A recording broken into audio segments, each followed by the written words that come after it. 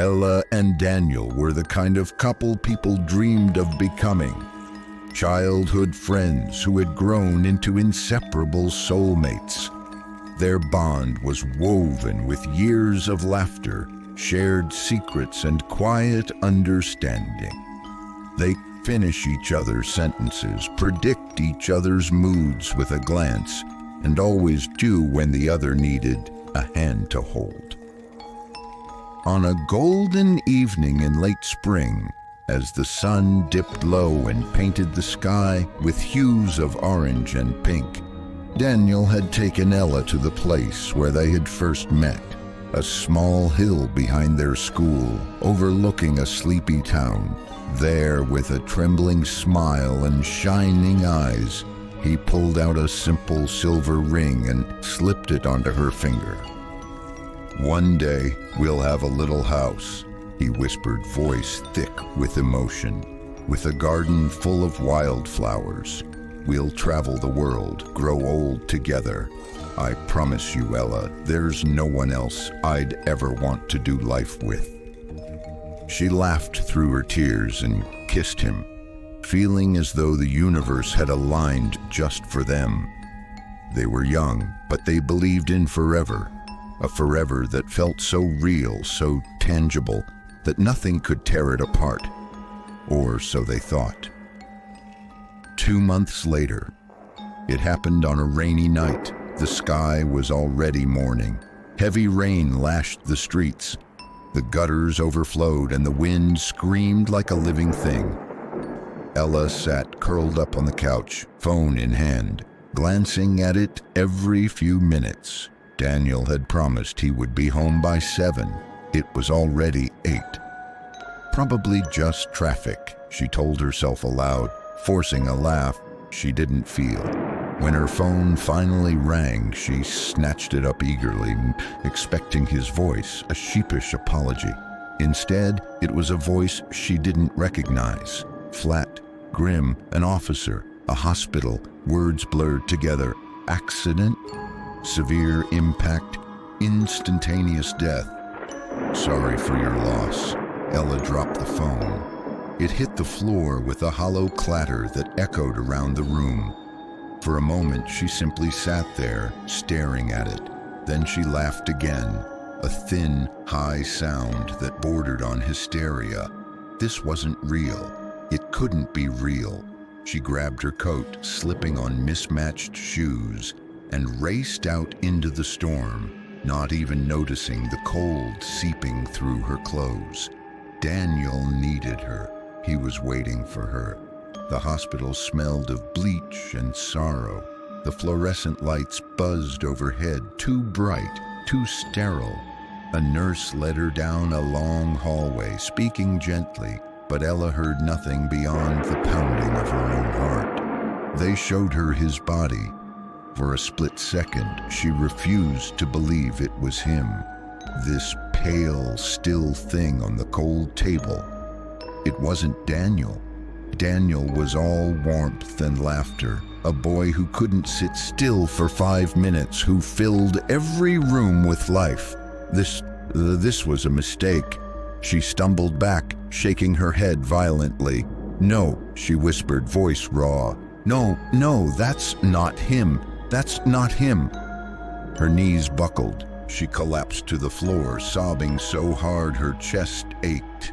Nurses tried to lift her, tried to console her, but she slapped their hands away.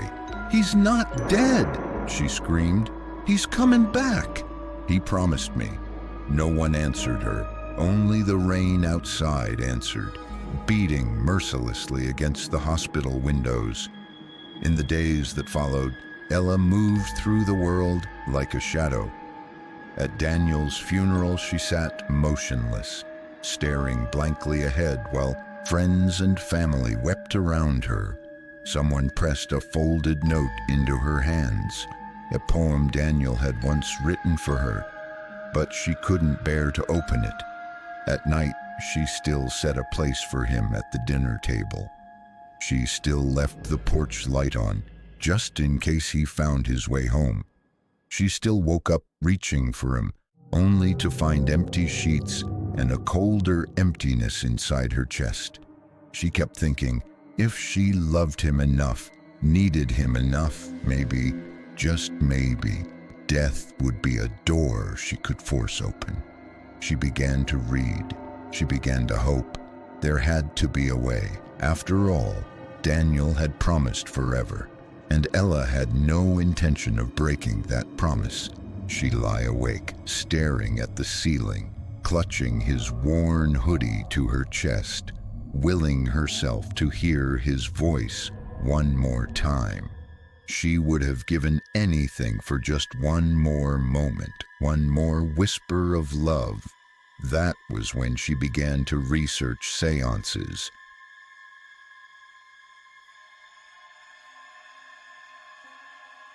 At first, it was innocent curiosity, a desperate girl looking for a sliver of hope. She read about how to set up a circle, how to light candles at the 4 cardinal points, how to focus her energy. She learned the ancient prayers, the chants in dead languages. She ordered a spirit board online, the letters printed faintly in gold. The first time she tried it, her hands trembled so much she could hardly keep the planchette steady. She whispered Daniel's name over and over, feeling foolish, feeling broken, and then a gust of wind, despite all the windows being closed, a soft, almost imperceptible pressure on her fingers. "Ella?" It was his voice, so faint, so fragile, but unmistakably Daniel. Tears streamed down her face as the planchette spelled out, "I love you," night after night. She sat in the circle, reaching out to him. Each time he would say something sweet, "Miss you, beautiful," forever, until it became the only thing she lived for. Her friends worried. They urged her to move on, to seek therapy, but Ella refused. Daniel was still there. She just had to reach him. It was on the 3rd night of a particularly intense ritual that something changed. Ella had lit more candles than ever before, desperate for a stronger connection. She surrounded herself with objects that had belonged to Daniel, his jacket, a photograph, his favorite watch. The room grew unnaturally cold. The candles flickered wildly, their flames bending in the direction of the spirit board. "Daniel!" she called, voice cracking. "Please, I miss you so much. Are you there?" Silence stretched out unbearably. Then the planchette jerked under her fingers, sliding across the board so violently it nearly toppled off. "Come with me," a voice whispered from the shadows. It was Daniel, but distorted, wrong, like hearing him through a broken radio. Ella sicconed low. Her heart pounded painfully against her ribs. "Daniel?" she asked hesitantly. No response. Only the slow, deliberate movement of the planchette, spelling out, "Come with me." A sharp knock sounded on the wall behind her. Then another, closer. Ella stumbled back from the board, extinguishing the candles in a panic.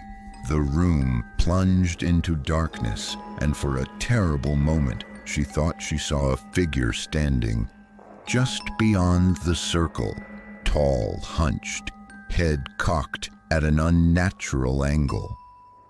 When she finally turned the lights back on, she was alone. But the air smelled faintly of wet earth, like something freshly dug up.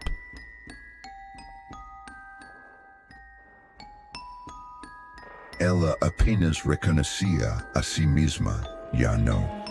Her once vibrant eyes were now dull and rimmed with dark circles. She barely ate, barely slept, consumed by the nightly calls from beyond. Each seance grew darker. The sweet messages were gone, replaced by strange, fragmented whispers. Cold. So cold. Why did you leave me? Come. Come. Come. Come. One night, During a particularly desperate ritual, the temperature in the room plummeted so sharply that her breath fogged the air. The candle's flames turned a sickly green, sputtering violently. Suddenly the planchette moved without her touch. Fast, violent, it scratched over the board with frantic energy, spelling, "Hurry, hurry, hurry! Daniel!" She cried out, her voice quivering. The lights flickered. In the dimness, she glimpsed something in the mirror. Across the room, a figure standing behind her, face obscured by shadow. Its arms were too long, fingers clawed and twitching. When she spun around, nothing was there, but a long, deep scratch now marred the wooden floor where the spirit board sat, as if invisible nails had raked it in fury. Her hand trembled as she touched it, her heart pounding rapidly. Ella knew then, whatever she had summoned, it was no longer just Daniel, or perhaps it had never been Daniel at all. Still, she couldn't stop. She wouldn't stop. At this moment, she has longed to see him, listening to his breath more than ever. If there was even a shred of her Daniel in that darkness, she had to reach him. The night of the final seance, the storm outside was relentless. Thunder shook the walls. Rain lashed against the windows like grasping fingers. The howling wind outside sounded like a beckoning call. Ella meticulosamente puso la habitación, docenas de velas, cada una representando una memoria que compartió con Daniel.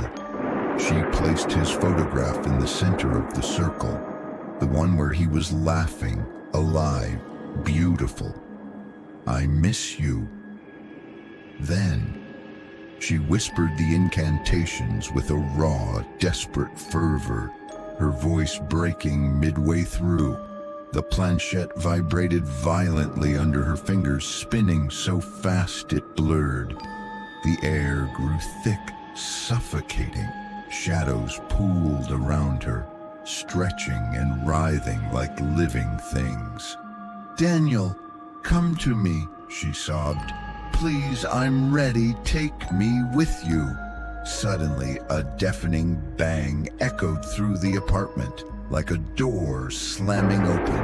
The candles all extinguished at once, plunging the room into blackness. In that instant, she felt him, a cold, skeletal hand brushing her cheek. She gasped, paralyzed by the icy touch. "Ella!" The voice was not Daniel's, it was layered, hundreds of voices speaking at once, some pleading, some furious, some weeping.